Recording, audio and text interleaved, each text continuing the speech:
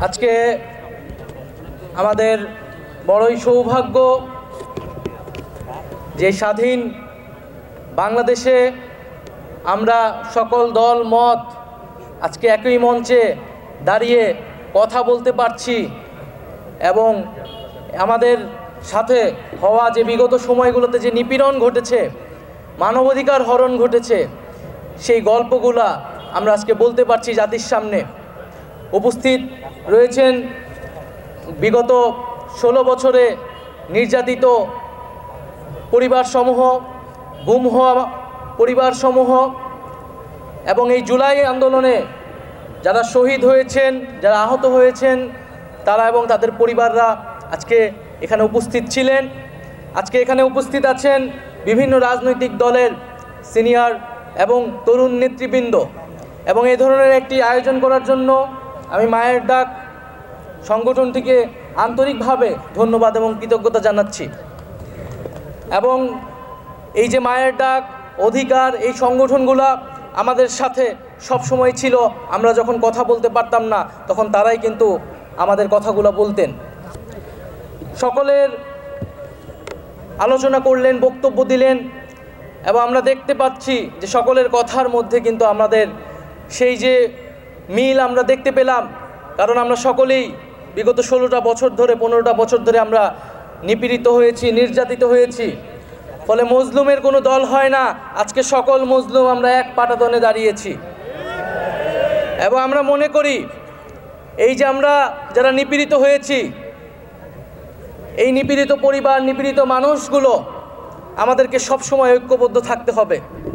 আমাদের দল মত আদর্শ ভিন্ন হতে পারে, রাজনীতি ভিন্ন হতে পারে, কিন্তু এই নিপীড়িত পরিবারগুলোকে, নিপীড়িত মানুষগুলোকে আমাদের এক থাকতে হবে এবং সেই এক থাকার জন্য একটি জাতীয় মঞ্চ আমাদের গঠন করা প্রয়োজন বলে আমি মনে করছি। প্রিয় বন্ধুগণ, সকলের কথা এসেছে যে আমাদের মানবাধিকার হরণ করা হয়েছিল বিগত সময়গুলোতে, গণতন্ত্রকে হত্যা করা হয়েছিল এবং যত দুঃশাসন, লুটপাট, দুর্নীতি হয়েছিল তার তালিকা করলে শেষ হবে না। সকলেই সেই কথা বললেন এবং আমরা জানি কার সাথে এই সকল ঘটনার সাথে কে বা কারা জড়িত ছিল। সেই শেখ হাসিনা এবং আওয়ামী লীগ এবং তাদের যে মুজিববাদী রাজনীতি এবং আদর্শ, যেটা একটা ফ্যাসিস্ট রাজনীতি, সেই রাজনীতির উপর ভিত্তি করেই কিন্তু তারা মানবাধিকার হরণ করেছিল। তারা মানবাধিকার হরণকারী দল, মানবতা বিরোধী দল এবং পুরো বিশ্বে আমাদেরকে এটি বারবার বলতে হবে এবং শুধু বাংলাদেশে নয়, পুরো বিশ্বকে এটা বলতে হবে যে আওয়ামী লীগ একটি মানবতা বিরোধী দল এবং এই অপরাধের শাস্তি, সর্বোচ্চ শাস্তি হতে হবে। প্রিয় বন্ধুগণ,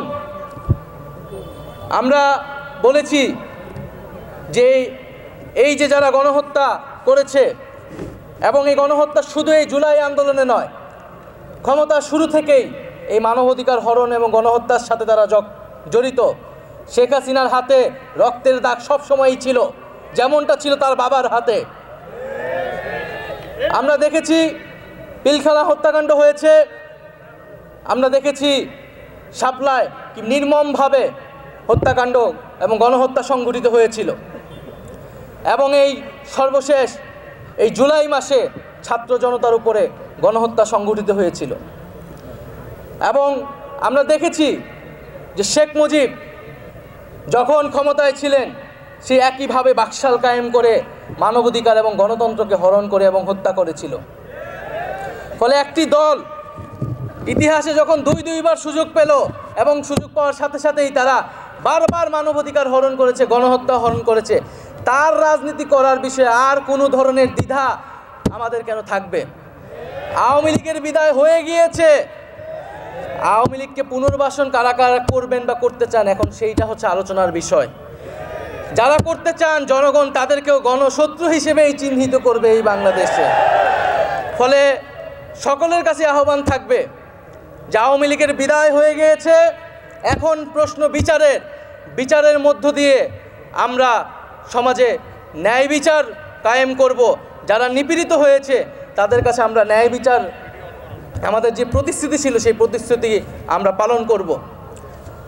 ফলে আমরা যারা নিপীড়িত হয়েছি সকলের একটাই ঐক্যের জায়গা এখন, যে বিচার।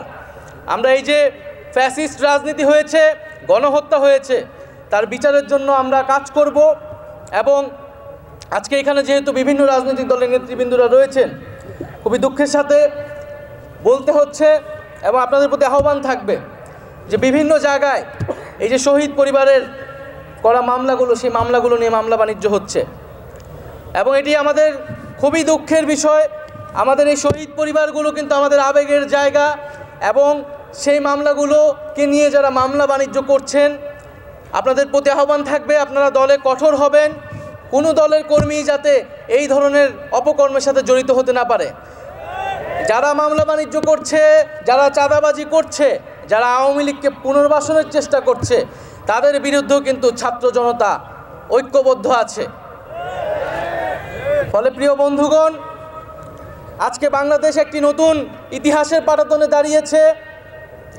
আমরা আজকে এই আন্তর্জাতিক মানবাধিকার দিবসে স্মরণ করছি আমাদের সকল শহীদদের, আমাদের সীমান্তে যে শহীদ হয়েছে এত বছর ধরে আমাদের ভাই ও বোনেরা, সেই শহীদদের আমরা স্মরণ করছি। এবং আমরা ভারতকে বলেছি যে এটা আওয়ামী লীগের বাংলাদেশ নয়, এটা শেখ হাসিনার বাংলাদেশ নয়। বাংলাদেশ আত্মমর্যাদা নিয়ে দাঁড়িয়েছে, রক্তের উপর দিয়ে দাঁড়িয়েছে। ফলে ন্যায্যতা ও সমতার ভিত্তিতে এই বাংলাদেশের সাথে কথা বলতে হবে এবং সম্পর্ক স্থাপন করতে হবে। ফলে আপনারা এখনও যারা ভারত সরকারে রয়েছেন, ভারতের শাসক গোষ্ঠী রয়েছেন, এই যে সীমান্তে হত্যা হচ্ছে, আপনারা যদি মনে করে থাকেন এই সীমান্তে হত্যা করে বাংলাদেশকে প্রেশার ক্রিয়েট করবেন, তাহলে আপনারা ভুল ভাবছেন। আমরা শেখ হাসিনাকে বলেছিলাম, শেখ হাসিনা যখন আমাদের সংলাপের আহ্বান জানিয়েছিল, বলেছিল গণভবনের দরজা খোলা আছে। আমরা বলেছিলাম আমরা গণভবনে যাব, কিন্তু সংলাপের জন্য নয়, শেখ হাসিনাকে উৎখাত করার জন্য। এবং আমরা উৎখাত করার জন্য গিয়েছিলাম। আজকে সীমান্তকে যদি সুরক্ষা করতে হয়, তাহলে আমরা সীমান্তও কিন্তু ছুটে যাব।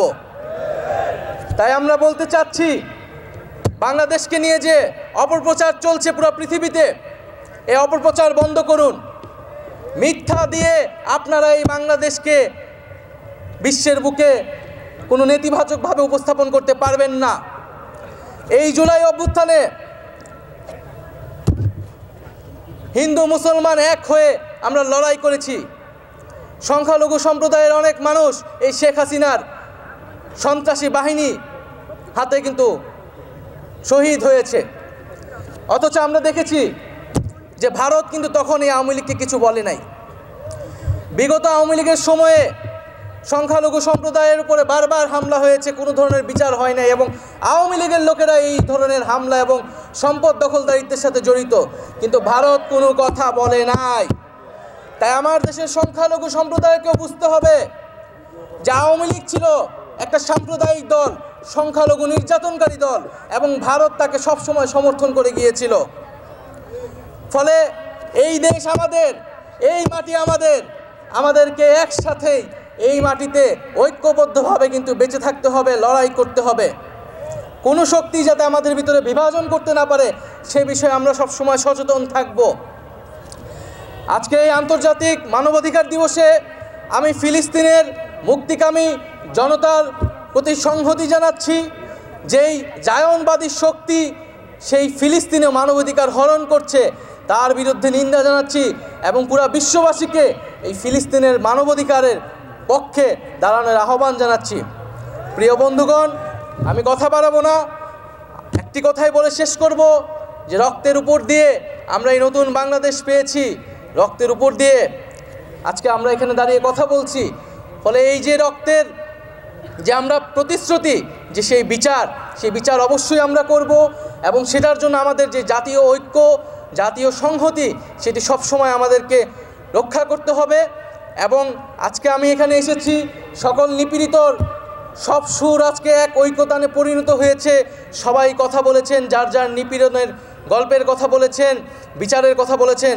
আমি অবশ্যই এই সকল কথা আমাদের সরকারের যিনি প্রধান উপদেষ্টা আছেন তার কাছে পৌঁছে দিব এবং আমরা নিশ্চিত করব যে আমরা এই সকল নিপীড়ন, সকল গণহত্যা, সকল মানবতাবিরোধী হত্যা, গুম খুন, সেগুলোর বিচার আমরা এই সরকারের থাকা অবস্থায় নিশ্চিত করব।